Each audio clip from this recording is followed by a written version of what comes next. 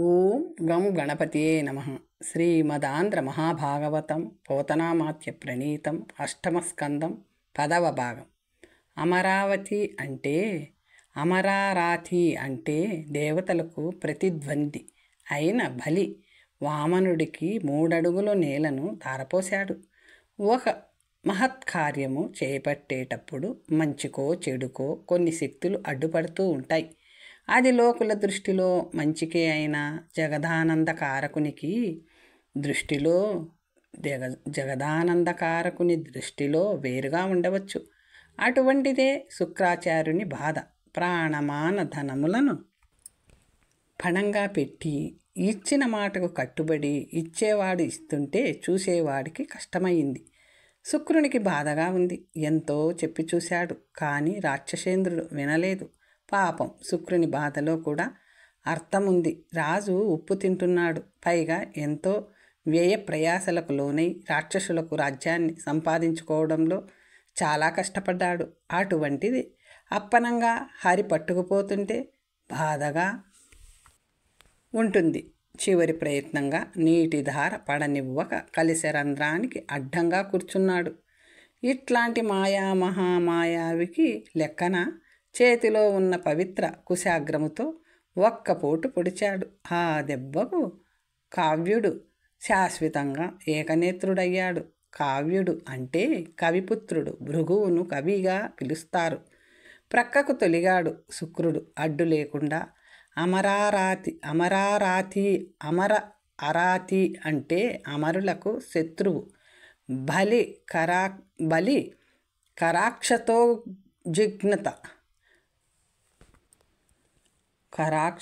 జిగ్నత పవత్రాంబ కణశ్రేణికి అంటే కర అక్షత ఉజిగ్నత పవిత్రత. అంబహ కణశ్రేణి అంటే కరముల నుండి నిరాటంకంగా పడుతున్న పవిత్ర నీటి బిందువుల ధారకు కమలేశ్వరుడు తన చేతిని పట్టాడు. ఆ హస్తము ఎటువంటిది అంటే దివౌక స్వామి జన్మస్థము. అంటే దివౌకసులు అంటే దేవతలు, వారికి స్వామి ఇంద్రుడు. అతనిని జయించిన అగ్రం అంటే కొనకల హస్తము. కమలాకర్షణ సుప్రశస్తము అంటే లక్ష్మీదేవి చేత గ్రహించబడి ప్రశస్తమైనది. శ్రీదేవి తనువును శృంగార రస పయోధిలో ఓలలాడించునట్టిది. ఇక ఆ నీటిధార ఎటువంటిది అంటే మునిజన నియమాధారము. మునుల నియమము నిష్టలు నిరాటంకంగా చేసుకోవటానికి ఆధారభూతమైనట్టిది. అసుర వనితలకు దైన్యమైన కన్నీటి ధార కలిగించేది. రాక్షసులను నిరాధారము చేసేటటువంటిది. ఆ విధంగా బలిచేత నుండి జాలువారినది ఆ పవిత్ర జలధార. వచ్చినవాడు పద్మనాభుడు అని తెలుసు. దేశకాల పరిస్థితులు బాగా తెలుసు. అంటే తాను ఎట్టి పరిస్థితులలో ఉన్నాడో తెలుసు. శుక్రుడు చెబుతూనే ఉన్నాడు, వద్దు వద్దు అని. ఇన్ని తెలిసి ఇంతకన్నా దానం ఇవ్వడానికి మంచి అవకాశం రాదని దానం చేసిన బలి గొప్పతనాన్ని ఏమని పొగడగలము? దేవాది దేవుడు పద్మాక్షుడు హరి సమస్త భూతములకు అధిపతి యాచకుడై దోయిలి పట్టి అర్థిస్తూ దానం తీసుకుంటూ ఉంటే దిక్కులన్నీ పంచభూతములు అష్టవసువులు అన్నీ కూడా బలి బలి అని బలిని ప్రస్తుతించాయి. ఇక్కడ విశేషం ఏమంటే దానం ఇచ్చేవాడు చితినాథుడు, తీసుకునేవాడు చితిపతి. దానం ఇవ్వబడేది చితి. పుచ్చుకుంటున్న వామనుడు బలితో, రాజా ఇంత తక్కువ అడిగాడే అని నొచ్చుకోకుండా నేను అడిగిన 3 అడుగుల నేల దారపోయుము. సత్యనిష్ట శాశ్వతమయ్యేలా నీవు ఇచ్చిన ఈ 3 అడుగులే నాకు ముజ్జగములు. ఆ మాటలు విన్న బలి హర్ష నిర్భర మనస్కుడై చిన్న బాలుని చూసి ఇలా అనుకున్నాడు, పుట్టి నేర్చెను పుట్టక నేర్చెను చిట్టి బుద్ధులు ఈ పొట్టి ఒడుగు.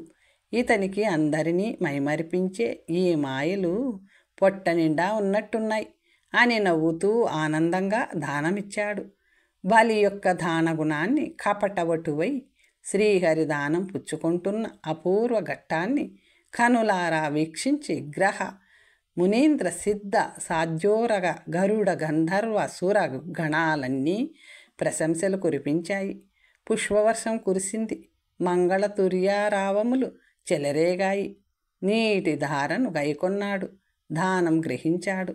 జలధారను గ్రహించే కొద్దీ వామనుని పరిమాణంలో ఆకారంలో మార్పు మొదలయ్యింది. అనూహ్యంగా పెరుగుతున్నాడు. అక్కడున్న వారందరూ చూడలేనంతగా ఎదిగిపోతున్నాడు. బలి వింధ్యావళి ఆహాత్ పరిమాణానికి ఆ బృహత్ పరిమాణానికి నివ్వెరపోయి చూస్తున్నాడు. బలిచక్రవర్తి వద్ద దానం గ్రహించిన వటువు ఎలా తన పరిమాణాన్ని పెంచుతున్నాడో పోతనగారు ఇంతింతై వటుడింతై అనే పద్యంలో అద్భుతంగా మన ముందు దృశ్యాన్ని ఆవిష్కరించాడు. వటువు ఇంతై అంటే చిన్నగా ఉన్నవాడు కొంత, ఇంత పెరిగాడు, మరింత పెరిగాడు, మరియు దానిపై కొంత పెరిగాడు. ఆ పెరిగినది నభోవీధిని తాకాడు. పోతనగారు తన కవి మనోనేత్రంతో చూస్తున్నాడు. మన కన్ను ఆకాశమని దేన్ని అనుకుంటుందో దాన్ని వామన రూపం దాటింది. ఎందుకంటే గగన శూన్యం ఆకాశం అనేది భౌతిక దృష్టిలో లేనిది. ఇక్కడి వరకు భౌతిక నేత్రం చూసింది. ఆ పైన ఇక మనోనేత్రంతో దర్శిస్తున్నాడు. నభోవీధి పైన మేఘమండలం అంచులను తాకింది. క్రమంగా పెరిగి ఆ అంబుదాగ్రానికి మరింత దూరం వరకు తన ఆకారాన్ని పెంచాడు. మేఘాల వంటివేవి అడ్డులేని నిర్మలమైన కాంతి ప్రదేశాన్ని తాకాడు. ఆ ప్రభారాశిని దాటి అక్కడున్న చంద్రమండలాన్ని మించి పెరిగాడు. ధ్రువమండలాన్ని దాటి మహర్లోకానికి, దానిపై సత్యలోకానికన్నా ఉన్నతుడై బ్రహ్మాండాన్నంతా ఆక్రమించాడు. ఈ వామన ఆకృతి పరిమాణం అన్ని ప్రమాణాలను దాటి ప్రయాణించింది. పోతన కవీంద్రుడు రవిబింబం ఆ త్రివిక్రమాకృతి వివిధ దశలలో ఎలా కనిపించినది చెబుతున్నాడు. ఇక్కడ నుంచి సరళం అయిన భాషను వాడుతాను. వామనుడు పెరుగుతూ ఉంటే మొదట సూర్యుడు తలపైన గొడుగు వలె కనిపించాడు. మరికొంచెం పెరిగిన తరువాత తలపైన అలంకరించుకున్న రత్నంలా కనిపించాడు. తరువాత చెవులకు అలంకారమై, తరువాత మెడలో గొలుసులా, ఆటుపిమ్మట బంగారు భుజకీర్తిలాగా, తరువాత వెలుగుతున్న చేతి కంకణముల వలె, ఆ తరువాత నడుముకు కట్టుకొని వేలాడుతున్న గంట మాదిరిగా, అటు తరువాత పాదాలకు వేసుకున్న నుపురంలాగా, చివరికి కాళ్ళ క్రింద పీఠంలాగా కనిపించింది. దానికే మరింత వివరణాత్మకంగా త్రివిక్రముని వ్యాప్తి గురించి మరింత విస్తృతంగా వివరిస్తున్నాడు.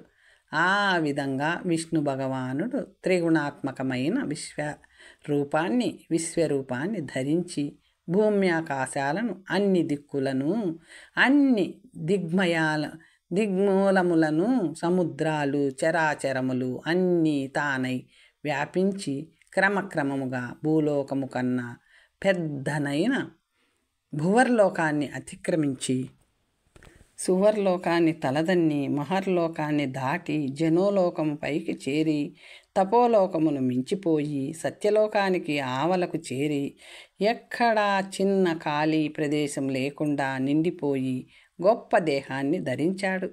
క్రింది వైపున అరికాలుతో రసాతలాన్ని, పాదాలతో భూమిని, పిక్కలతో పర్వతాలను, మూకాళ్లతో పక్షి సముదాయాలను, తొడలతో ఇంద్రుని సైన్యమైన మరుత్తులను, నడుము భాగాన సంధ్యను, రహస్య ప్రదేశమున ప్రజాపతులను, కటితో రాక్షసులను, నాభితో ఆకాశాన్ని, ఉదరముతో సప్త సముద్రాలను, ఎదతో తారకలను, తారకలను అంటే నక్షత్రాలను, హృదయమున ధర్మాన్ని, రెండు ఎద చుబుకాలతో ఋతు సత్యాలను, మనసులో చంద్రుడిని, ఎదభాగమున లక్ష్మీదేవిని, కంఠమున 4 వేదములను, భుజములందు ఇంద్రాది దేవతలను, చెవుల యందు దిక్కులను, శిరమునందు స్వర్గమును, తల వెంట్రుకల యందు మేఘములను, ముక్కు పుటముల యందు వాయువును, కనుల యందు సూర్యుని, ముఖమున అగ్నిని, మాటలో సకల ఛందస్సులను, నాలుకపైన వరుణుడిని, కనుబొమ్మల యందు చేయదగిన మరియు చేయకూడని వాటిని, విధి నిషేధములను, రెండు కనురెప్పల పైన రాత్రింబగుళ్ళును, నుదుటన కోపమును, పెదవులపైన లోభమును, స్పర్శయందు కామమును, రేతమున నీటిని, వీపున అధర్మమును, కదలికలలో యజ్ఞములను, నీడలో మృత్యువును, నవ్వులో అనేక మాయా విశేషాలను, రోమములందు ఔషధాలను, నాడీమండలమున నదులను, గోళ్ళ ఎందు శిలలను, బుద్ధి ఎందు బ్రహ్మను, ప్రాణముల ఎందు దేవర్షులను, శరీరమున సకల చరాచర ప్రాణికోటిని కలిగినవాడి ప్రకాశించాడు. ఆ మహత్తర రూపము మేఘ గర్జన వంటి శబ్దాన్ని వినిపిస్తున్న శంఖాన్ని, శార్ఘమనే వింటిని, సుదర్శన చక్రాన్ని, గద ఖడ్గ అక్షయ బాణ తూనీరము మొదలైన ఆయుధాలను ధరించి వెలుగుచున్నది. అతని చుట్టూ సనక సనందాదులు, జయ విజయులు మొదలైన పరిచారకులు అధికమైన తేజోవంతులై ఆశ్చర్యంతో చూస్తూ ఉన్నారు. బ్రహ్మాండమంతా అతని శరీరాన్ని కప్పే వస్త్రంగా కనిపిస్తున్నది. బ్రహ్మాండమంతా తన మేనికప్పుగా ఉండే విధంగా వామన రూపంలో ఉన్న మహావిష్ణువు విస్తరిల్లాడు. ఒక పాదంతో మహీమండలాన్నంతటినీ ఆక్రమించాడు. మరొక పాదంతో దివిని తన వ్యాప్తితో కప్పివేశాడు. మరొక అడుగులో ఊర్ధ్వలోకాలన్నిటినీ తన పాదాధీనం చేసుకున్నాడు. అయినా ఆ విరాట్ స్వరూప విస్తరణ ఆగడం లేదు. అంతకంతకు నిరాటంకంగా వేగంగా విజృంభిస్తుంది. ఎటు చూసినా స్వామి స్వరూపమే. తానైన స్వరూపాన్ని ఇప్పుడు మరో విధంగా తానే నిండిపోతున్నాడు.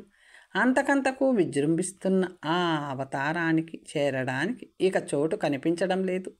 బ్రహ్మాండ భాండం బ్రద్దలై వేండ్రము తాపము ప్రజ్వరిల్లి మరొకటి ఏదీ కనిపించక వేరొకటి కనిపించదు. అంటే వాటన్నిటినీ తానుగా కనిపిస్తున్నాడు. వాక్కుకు దృష్టికి కూడా అతీతుడై, అంటే చూడడానికి వీళ్ళు కాడు, చెప్పడానికి అలివి కాడు, విశ్వరూపుడై విస్తరించాడు. ఆకృతి ఎలా ఉంది అంటే ఆ విరాట్ రూపానికి వసుంధరావలయము మొత్తము స్వామి ఒక పాదపద్మానికి అంటుకున్న కొద్దిపాటి బురదలాగా ఉంటే, మరొక పాదకమలము పైన ఉన్న తొమ్మిదలాగా దివము ఉన్నది. అంటే ఆ పరిమాణము ఎలా ఉందో ఊహించుకోవచ్చు. లోకములన్నీ దాటిన పిదప త్రివిక్రముని కాలిగోళ్ళు అనే చందమండలాల కాంతులు గోళ్ళు అర్ధచంద్రాకారంలో ఉంటాయి. బ్రహ్మ తేజస్సును సూర్యుని ముందు కాగడాల కాంతిలాగా అల్పమైనదిగా చేస్తున్నాయి. సత్యలోకాన్ని దాటుతున్నాడు స్వామి. అక్కడ ఎన్నో శుభకర్మలు చేసి గురువుల చేత పొందిన జ్ఞానమనే అగ్నిలో దగ్ధమైన కర్ములై అక్కడే నివాసముంటున్న భవబంధ వివర్జితులు అయిన మహారాజులు, జ్ఞానులు, మరీచి మొదలగు మహర్షులు, సనక సనందాది బ్రహ్మ మానస పుత్రులు, దివ్య యోగీంద్రులు భక్తితో ఆతురతతో మరలా అట్టి అవకాశం రాదని వేగంగా దాటిపోతున్నాడని భావించి ఆర్తితో వచ్చి ఆ మహదాకారుని పాదానికి ఈనాటికి మేము ధన్యులం అయ్యాము, ఈనాటికి మేము మాన్యులము అయ్యాము, ఇన్ని రోజులు మనసులందు భావనామాతృనిగా తలిచే స్వామి పాదాన్ని ప్రత్యక్షంగా చూడగలిగాము అని తృప్తి చెందారు.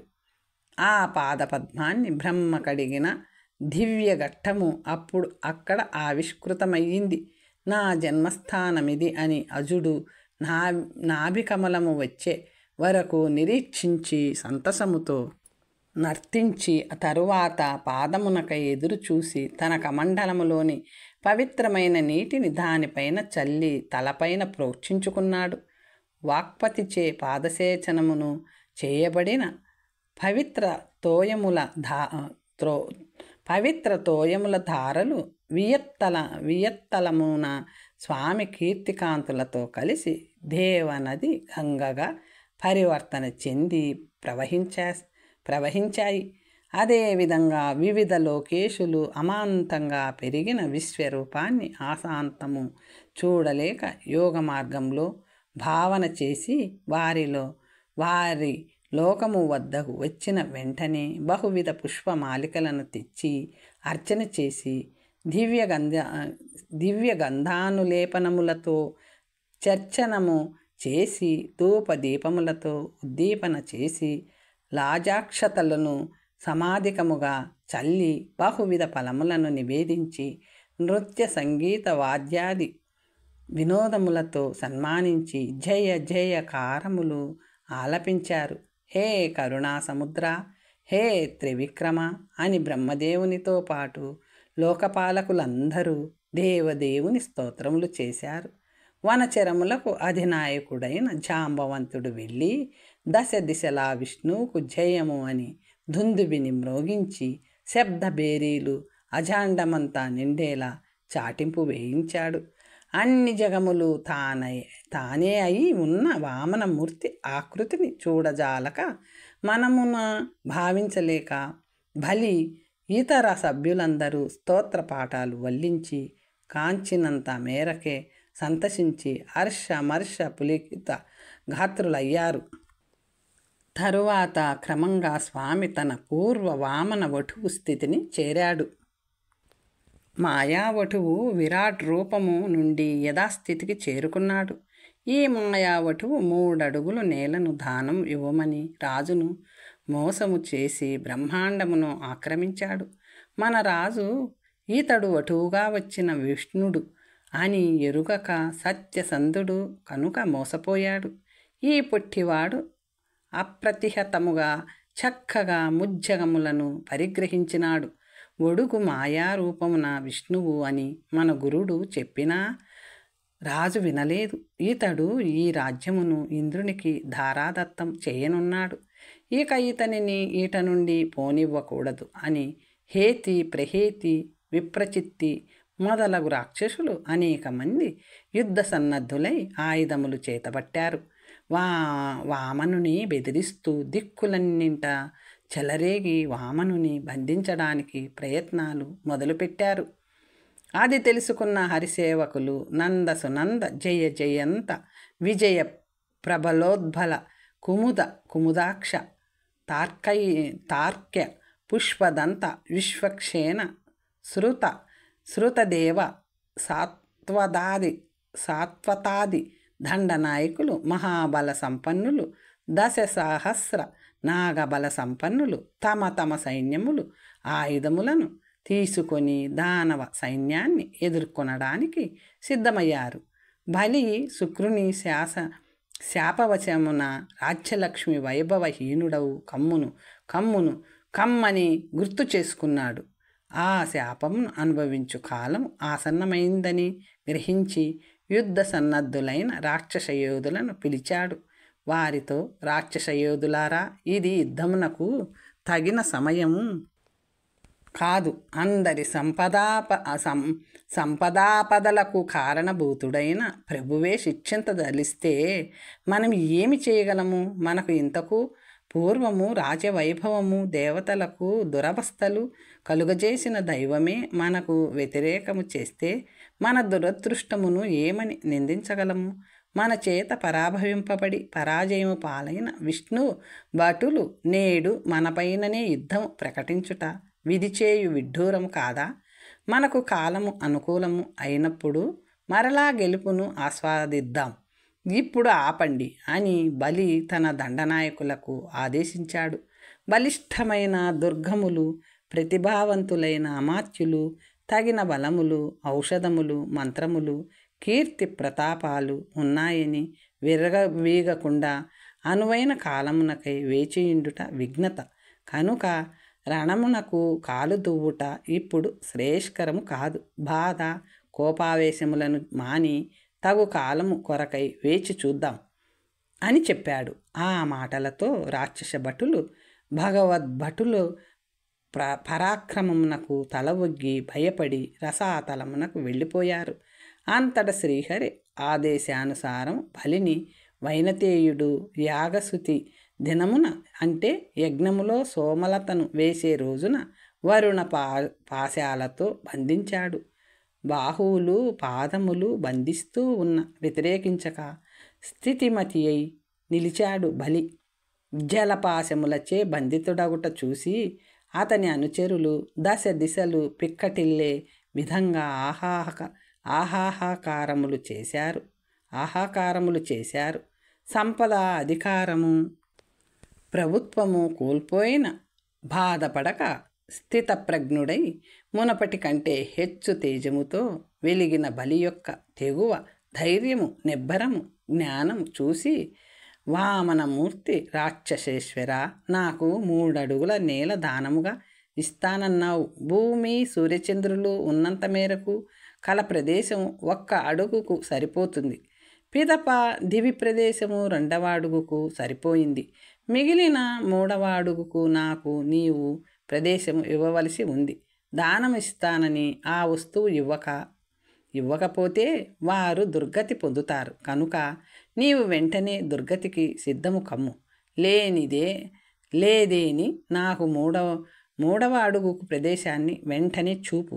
బ్రాహ్మణునకు ఇస్తానని చెప్పిన మాట వెనుకకు తీసుకోవడం బ్రహ్మతరం కూడా కాదు అని వామనుడు బలితో చెప్పాడు. ఆ మాటకు బలి అతహాసుడయ్యాడు. సత్యభంగము జరిగిందన్న విషయానికి విషపూరిత బాణము హృదయానికి తగిలినంత బాధ అనుభవిస్తున్న నిర్విచార ప్రశాంత వదనుడై వాక్చతురుడైన పొట్టి వడుగును చూసి, మహాత్మా, భూమి ఆకాశములొక్కటైనా నా నాలుక అసత్యము పలుకదు. అసత్యమును పలుకగా నేనశక్తుడను. నీవు తృతీయ పాదము నా శిరమున కుదురుగా పెట్టు దేవ. నరకమునకు, నిష్కారణ గాఢ శిక్షకు, పదచ్యుతికి, బంధనమునకు, సకల ఐశ్వర్య హరణమునకు, అఖిల దుఃఖమునకు వెరవను. కానీ అసత్య దోషమును మాత్రము భరించలేను అని తన నిర్ణయాన్ని వెలిబుచ్చాడు. వామనావతార ఘట్టమున భాగవతములో అపూర్వమైనది బలిచక్రవర్తి 3వ అడుగుగా తన తలపైన పాదమును ఉంచమని తన మూర్ధభాగ తలమును చూపుతూ, దేవ, నేను అసత్య దోషానికి భయపడినంతగా దేనికి భయపడను. అంతేకాదు మహాత్మా, మా తల్లిదండ్రులు, అన్నదమ్ములు, స్నేహితులు, గురువులు అవసరమైనప్పుడు మమ్మల్ని శిక్షించరా? అయినంత మాత్రమున మేము ఏదో కోల్పోయినట్లు కాదు కదా. నిజానికి దాని వలన మనకు మంచియే జరుగుతుంది కదా. స్వామి, నేను మధాంధులమైన రాక్షస వంశ సంజాతుడను. దేవా, నీ శిక్ష వలన నా జ్ఞాననేత్రము తెరుచుకోబడుట కారణముగా నీవే నాకు తొలి గురువు. నీవు నన్ను బంధించుటను నేను శిక్షగానో, కష్టముగానో, అవమానముగానో, సిగ్గుపడవలసిన విషయముగానో, వినాశనముగానో భావించుట లేదు మహాత్మా. పూర్వము మా వంశజులు ఎందరో నీతో శత్రుత్వము వహించి ఎదిరించి మహాయోగులకు మాత్రమే లభ్యమగు స్థానాన్ని పొందారు. దేవాదిదేవ, నీకు దుర్లభమైనది కలదా? పరమాత్మ, మృత్యువు నాకు చెలికాడా? యముడు బంధువా? యమభటులు ఏమైనా నా సేవకులా? బ్రహ్మ నన్ను ఏమైనా రాతితో చేశాడా? చిరస్థాయిగా నాశన మందక రాయిలా ఉండడానికి మానవుడు ఒకనాటికి ఉండదని తెలియక ఈ కపట సంసారము స్థిరమని తలచి సత్యదాన ధర్మ నిష్ఠా విముఖుడై మూర్ఖుడై జీవిస్తూ ఉంటాడు. చుట్టాలు దొంగలు, సుతులు రుణస్థులు, కాంతలు సంసార కారణములు, ధనములు అస్థిరములు, ధనువతి చంచల, కార్యార్థులన్యులు, గడుచుంగాల మాయవు, సత్వర మైశ్వర్యమతి శీఘ్రమని కాదే తమ తండ్రి నతకరించి. మా తాత సాధు సమ్మతుడు ప్రహ్లాదుడు నీ పాద కమలంబు నీయతి చేరే. భద్రుండతనికి మృతి లేని బ్రతుకు కలిగే వైరులై కాని తొల్లి మా వారుగాన గానారార్తి అయి వచ్చి నీవు నన్నడుగుటెల్ల పద్మలోచన నా పుణ్యఫలముగా. పుండరీకాక్ష, చుట్టాలు దొంగలు, పుత్రులు అప్పులవాళ్ళు, భార్యలు భర్తలు, ఇహలోక బంధనములు కలిగించువారు, సంపదలు క్షణికములు, శరీరం అశాశ్వతము, ఇతరులు తమ అవసరార్థమై వచ్చేవారు, కాలం ఆగదు, ఆయుష్ త్వరగా గడుస్తుంది, సంపదలు నిలకడలేనివి. పుణ్యాత్ముడైన మా తాత ప్రహ్లాదుడు ఆయన తన తండ్రికి వ్యతిరేకముగా నీ పాదాలను అతి భక్తితో సేవించాడు. అదృష్టవంతుడైన అతనికి మరణం లేని మనుగడ దొరికింది. పూర్వము మా వారు శత్రువులుగా మారితే తప్ప నిన్ను దర్శించలేకపోయారు. నీవు ఆర్తివై వచ్చి నన్ను దానం అడగడం నా పూర్వ పుణ్య ఫలమే కదా స్వామి అని వామనమూర్తి ఆకృతిలో ఉన్న మహావిష్ణువుకు తన మనోగతాన్ని నివేదించాడు.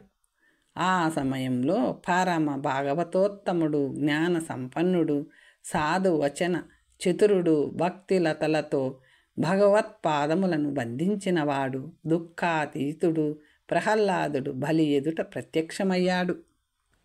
బలిచక్రవర్తి 3 అడుగుల నేల వామనునికి దానం ఇచ్చిన కారణంగా 2 అడుగులకే తన రాజ్యమునంతా కోల్పోయి 3వ అడుగును తన తలపైన ఉంచమని చూపించాడు.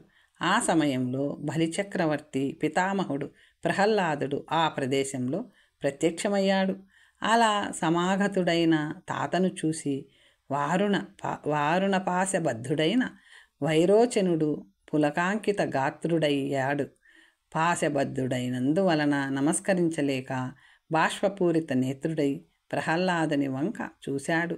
వినమ్రుడై నత మస్తకుడయ్యాడు.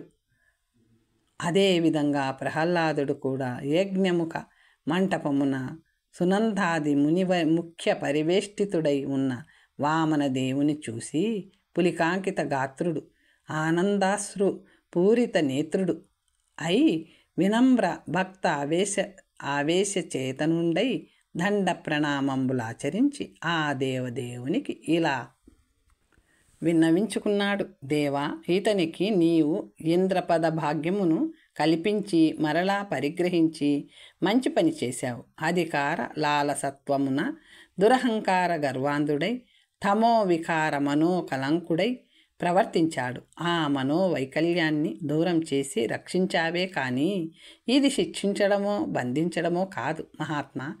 తత్వజ్ఞునకు మహేంద్రత్వము అవసరమా? సూరరాజ్యాధిపత్యము కూడా నీ పాద పద్మానురక్తితో భక్తితో సాటిరాదు సర్వేశ్వర. ఇంద్ర భోగాంధత్వము వలన గర్వం అధికమై కన్నులు కానరావు, చెవులు వినరావు, చిత్తము పనిచేయదు. నీ సేవాపథమునకు దూరమై చెడుట నుంచి నీ మహిమ వలన రక్షించావు అని లోకసాక్షి అయిన జగన్నాథునితో ప్రహ్లాదుడు చెప్పాడు. ఆ సమయంలో బలి సతి వింధ్యావళి మందయానయై అక్కడికి వచ్చింది. పవిత్ర వస్త్రాన్వితయై అలరారుతున్నది. కన్నీటితో నిండిన నేత్రములతో త్రిజగద్వంద్యాపి అయిన వామనమూర్తి కడకు వచ్చి, ఓ కమలాపతి, ఓ దయాసాంద్ర, పతిభిక్షాం మమదేహి అని ఉత్తరీయాన్ని సాచి ప్రార్థించింది. ఇంకా ఆ వనితా శిరోమణి త్రివిక్రముని పాదాల చెంతకు వచ్చి నిలుచొని నమస్కరించి, లోకవంద్య, నీ లీలార్థమై సృశించిన ఈ లోకములను కొందరు దుష్టులు అవి తమ భోగార్థమే అని భావించి క్రీడిస్తూ ఉంటారు. మేమేం లోకాధీశులమని గర్విస్తూ ఉంటారు. శ్రీ మనోహర, ఆశ్రిత జన కల్పవృక్షమా, నా భర్త నీవు త్రిపాద భూదానం అడగగా లేదనలేదు కాదు, పొమ్మనలేదు. తన త్రిజగద్రాజ్యమును నీకు సంతోషముగా దారపోశాడు. మరి ఇంకా అతనిని బంధించుటకు కారణమేమి అని అడిగింది. ప్రహ్లాదుడు వింధ్యావళి మహావిష్ణువును ప్రశ్నించగా హిరణ్యగర్భుడు బ్రహ్మ వచ్చి, భూతలోకేశ్వర, భూతభావన, దేవదేవ, జగన్నాథ, దేవవంద్య ఈ దానగుణశీలి బలి నీవడిగిన దానమును కాదనక ఇచ్చాడే కానీ దండనార్హుడు కాదు, కరుణకు పాత్రుడు. కావున కమలాక్ష, నీవితనిని బంధనములను తొలగించవలసినదిగా ప్రార్థన. ఈతడు నీ పాదార్చకుడే కానీ నీ ద్వేషి కాదు. నీవు సాక్షాత్ వైకుంఠవాసుడని ఎరిగియు తన రాజ్యమునెల్లా హరించదవని తెలిసియు దానము సంగిన వితరణ విద్యాశీలి. అట్టివానిని బంధించుట న్యాయమా దేవా అని పలికిన చతుర్ముఖుని మాటలను ఆలకించి భగవానుడు ఇలా పలికాడు. తొలుత నేను కరుణించదలిచిన వాని సకల ఐశ్వర్యమును పరిగ్రహిస్తాను. భవభోగమధాంధుడై జడుడై నన్ను దూషిస్తూ ధిక్కరిస్తూ ఉంటాడో వాడు బహుయోని సంజాతుడై అధోగతి పాలగును. ఎవడు విత్త వయోరూప విద్య బల ఐశ్వర్య జన్మ కర్మములయందు నిరాసక్తుడై ఏకరీతిగా అంతఃకరుణుడై సదా నాయందే మనస్సు లగ్నము చేయుచూ ఉంటాడో వానిని సర్వకాలములందు రక్షిస్తూ ఉంటాను. అట్టివాడు లోకాభిమానమత్తుడై పోవుటకు ఇష్టపడడు. ఈతడు పరిశుద్ధుడు, నా చేత బంధించబడ్డాడు. గురుశాపోపహతుడైనాడు. అనుచరులందరూ బంధువర్గము దూరమయ్యారు. సిద్ధించిన ఐశ్వర్యము వైభవము అంతా కోల్పోయాడు. అయినా సత్యము నిర్మలత్వము కారుణ్యాది సద్గుణములను వర్జించలేదు. జ్ఞాని అయి నా మాయను తరించాడు. ఈతడు పుణ్యాత్ముడు, అల్పుడు కానే కాదు. రాక్షసనాథుడైన అనఘుడు ఈతని పరీక్షించదలిచి 3వ పాదమునకు చోటేది అని అడిగాను. సత్యసంధుడు కనుక లేదని అనలేదు. తన శిరోభాగమును సమర్పించాడు. నిర్మలాచార సంపన్నుడు, మంచివాడు, మేలని మెచ్చుకోదగినవాడు. ఈతని పట్ల నాకు అత్యంత ప్రేమాభిమానాలు కలిగాయి. ఈతనికి సావర్ణి మనువు కాలమున దేవేంద్ర పదవిని ప్రసాదిస్తాను. ఎట్టి పుణ్యాత్ములకైనా దుర్లభము అనూహ్యము అయిన స్థితిని కల్పిస్తాను. అంతవరకు నేనే ఇతనికి రక్షకునిగా ఉంటాను. అంతవరకు జరామరణ వ్యాధులు కష్ట నష్టములు దరిచేరక విశ్వకర్మ నిర్మిత భవ్య సుతలాలయమున ఉంచుతాను అని వారికి చెప్పాడు. ఆ తరువాత బలితో ఇంద్రసేన, మహారాజా నీకు స్వస్తి. నీవు భయపడవలదు. నీ దానగుణము అతి విశేషమైనది. నీవు సుతలమైన సుఖముగా వసింపుము. ఆ ప్రదేశము దేవతలు కూడా అక్కడ ఉండాలని కోరునట్టిది. అక్కడ ఉన్నవారికి ఆకలి దప్పులు, సుఖదుఖాలు, రోగబాధలు, దుర్మరణాలు కలుగవు. నీ ఆజ్ఞను అతిక్రమించు వారిని నా చక్రము శిక్షిస్తుంది. నీ పైన ఎవరి ఆధిపత్యము ఉండదు. ఎట్టివారికి, మహాయోగులకు, సకల దేవతాగణములకు దుర్లభమైన నా దర్శనం నీకు ఎల్లవేళలా లభ్యమై ఉంటుంది.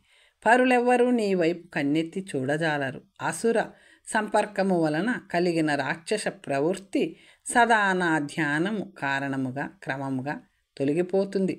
నా ఆజ్ఞగా హాయిగా సుతలమున జీవింపుము అని అమృతధారల వంటి పలుకులను బలి చక్రవర్తికి శ్రీహరి వినిపించాడు.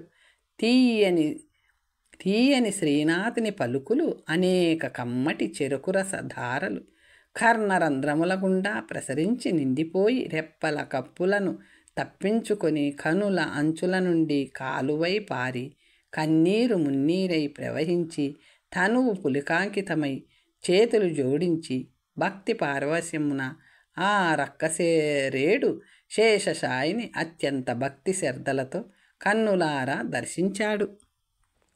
తర్వాత కథ వచ్చే భాగంలో తెలుసుకుందాం. నమస్తే.